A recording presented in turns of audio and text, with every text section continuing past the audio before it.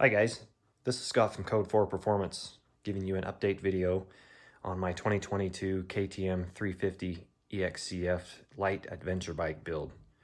In my previous video, I went over many of the accessories that I'd be installing on this bike, and I've gotten started on the build. And in today's video, I wanted to go over particularly the Moto Minded products I installed on this bike and the wiring of the Trailtech Voyager, as well as heated hand grips and the Moto Minded dash USB port that comes with that. So let's move on into the front here. Moto Minded, I've used their Moto Minded mount for the headlight, XL80 Pro Baja Designs. That's a friction style mount which allows you to adjust the headlight on as need be on the trail based on the friction there in the mount. I've installed the Moto Minded dash as well as their super mount, which is in here. Let me go ahead and get this headlight mask off of here and show you what that is. While I'm doing that though, part of the super mount is you do away with the rubber straps which wrap around the upper part of the fork. And the super mount allows you to be able to mount the headlight forward on this bracket. There's two threaded inserts in here. One is 20 millimeters further forward than stock position of the mask, and the second one, which I've got it in, is 30 millimeters forward, held in by those screws. And then what I haven't secured here finally yet, the mount secures around the fork with these heavy duty zip ties. I'm not going to put those on just yet because I still plan on taking the forks off and the rear shocks to have those sent out for revalve. Let me go ahead and get this mask out of the way. Doing this by myself with one hand. So the super mount basically is this 3D printed plastic plate Moto Minded's come up with, and it allows you to clean up a lot of the wiring that is behind the headlight mask from KTM. It's quite a rat's nest from the factory if you've ever had one of the headlight masks off before. But the mount, the cool thing about the mount is, you can see that right there, there's several small holes machined into this plate which allow you to run zip ties to secure the wiring against that super mount. And then it mounts to the top triple clamp and it relocates the speedometer. And I also incorporated what they call their Moto Minded dash. This dash comes with a USB accessory outlet, 2 of them. In the middle there's a volt gauge. I'll show you that on in just a minute.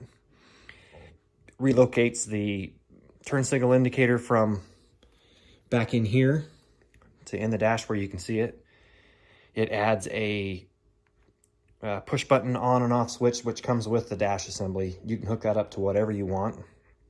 In my application, I've actually wired this to allow to be able to not be able to start the bike because I've eliminated the key switch on this bike. So if you push that switch, the bike won't start. One extra layer of security in the event if you're parked somewhere. Somebody won't try to start your bike and ride away.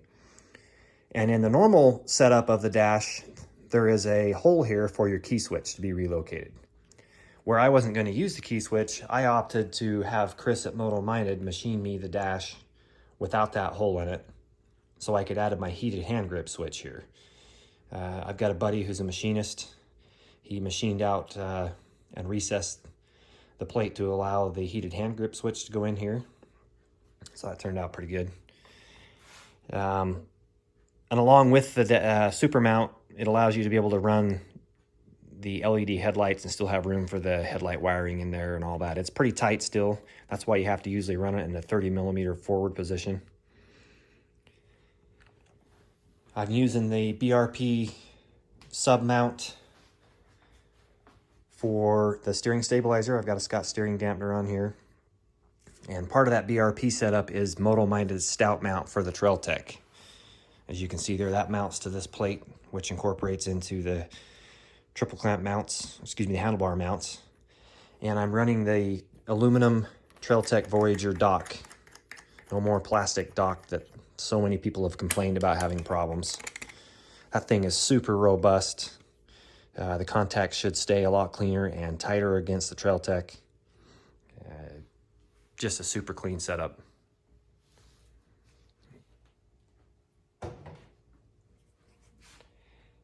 On the controls, I'm using Sick Ass Racing's combination start and stop switch on the right side. And on the left side, I'm using Sick Ass Racing's combination headlight switch, turn signal, and horn button, which is quite a bit narrower than the KTM switch. Plus, this allows you to have a headlight off position switch. Also on the controls, I've got the Get ECU map switch. So I'm running a Get ECU on this bike. Double takes mirror. And part of the Get system, I'm using traction control. I've got the Get traction control knob mounted there. And if you've ever tried to install one of these right side combination start stop switches, they're quite tall here, and there's a lot of interference between the throttle assembly here and the top of the switch. In order to be able to slide it over to where I liked it, I just basically took that to the belt sander and slowly took off the plastic a little bit at a time till I found the happy spot where I could slide it over. Just go slow and take off a little bit at a time. There is quite a bit of plastic there to work with. As you can see, that's tucked over there pretty nice. Moving down on the bike, I've got the Bulletproof Designs radiator guards installed, the KTM hard parts coolant overflow tank, which goes up in the frame down tube up there.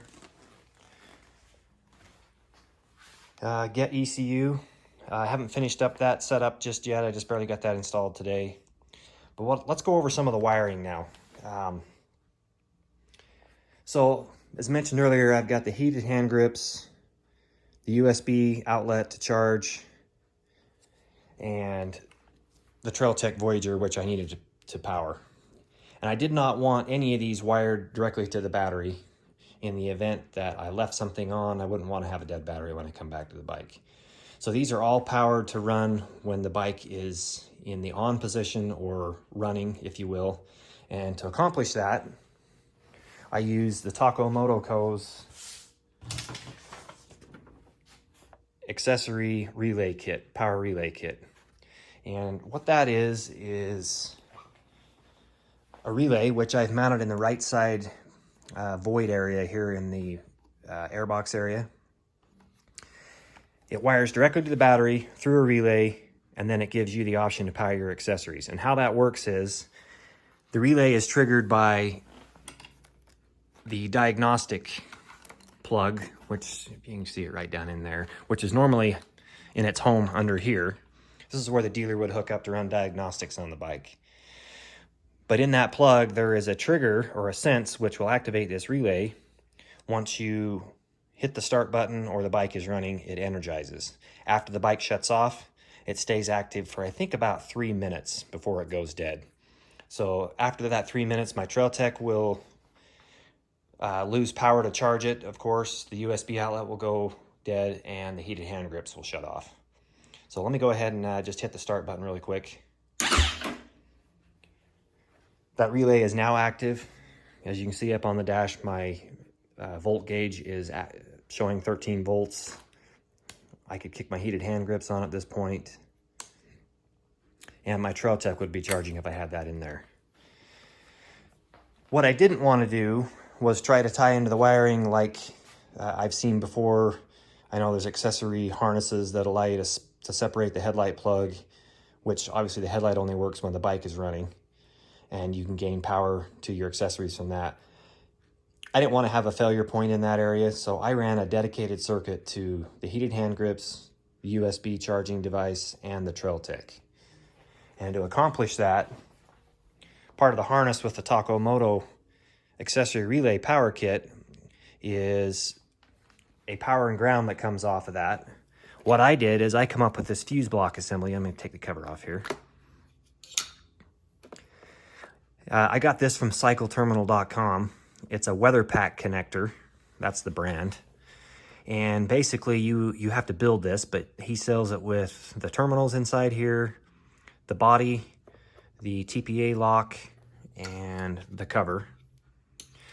crimp those terminals to your wires, and you can send each circuit out to your device. So what I did is took the outside of the relay power, which would go to your accessories from the Taco Moto power relay, wired it into here. I've got the Trailtech Voyager, USB, and the heated hand grips. And then from there I went out, followed along the frame, wrapping the wires in a PVC wire sheath, which you find on many motorcycles, all the way up here, and each one has a dedicated circuit.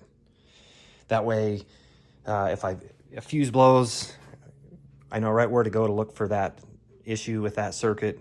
Plus, these mini ATM fuses are the same ones as your bike has under the cover as the spares. So that's pretty cool. You can just carry some extra fuses with you.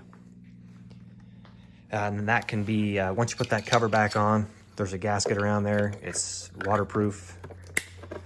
You can zip tie that up into the air box, out of the way, wherever you want to put that.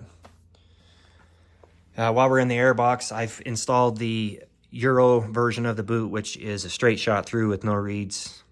I wanted to save a lot of the original equipment KTM parts in the event of a resale, or if somebody wanted to put the emissions back on the bike, because I have desmogged this bike. I've gotten rid of the check valve solenoid that's down in here. I'm not sure exactly what that's called. The charcoal canister, which is up in the frame. The vent hose now for the valve cover, or the crankcase breather hose, which normally would run from here to the boot, is now just vented to the atmosphere. And I just went on KTM's Parts Fish and found a breather hose for an SX model bike. That's got the correct bends, and routed that where the SX model bikes go, which is just down into the atmosphere. It'll be tucked in by the skid plate. I've got the Samco silicone coolant hoses on this bike, along with their clamps. And let me talk about the clamps for just a second. The OEM clamps are, I think, 8mm wide, and they're not smooth on the inside clamping surface, so they will damage your hoses, particularly these silicone ones, if you try to reuse the original clamps. Spend the money, get the Samco clamps. They're a little bit wider, excellent quality clamps. Those hoses fit like a glove, look really good on there. Swing arm guards, some bulletproof designs guards here. I've got the guard for the 2 tabs on the swing arm. If you hit a rock there pretty hard, you can break one or more of those tabs off. I've never seen it happen, but a little bit of insurance goes a long way. In the back, I've got the Enduro plate, magnetic breakaway plate, and the Taco Moto tie detail, which has the brake, tail light, turn signals incorporated all in one. Back to the right side here, kind of where I'm going to store, like I said, the relays for the Taco Moto kit is here.